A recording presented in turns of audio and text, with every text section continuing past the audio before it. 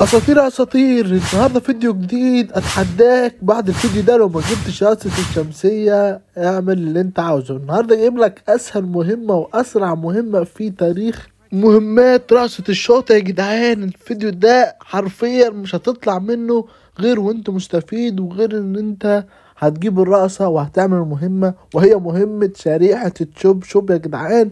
من اسهل المهمات. كل عليك انزل حط لايك الاول واشتراك وتفعيل زر الجرس وتخش جيم رانكد، لانها ما بتنفعش غير في الرانكد فقط يا جدعان. وكل اللي عليك تنزل من الطيارة وتروح مكان بعيد عن الناس كلها يا جدعان، لان المهمة دي مش هتحتاج تفايت ولا تحتاج تعمل اي حاجة. كل اللي عليك تدمج روحك في الزون فقط، يعني اي حاجة معاك تدمجك اعملها. انا اهو هحط لغم عشان ادمج نفسي، ولازم التدميج كله يكون في الزون. وهو برضه هركب الزيب لاين وهتحرك واحاول انط عشان اتدمج بسرعة واعمل المهمة بسرعة.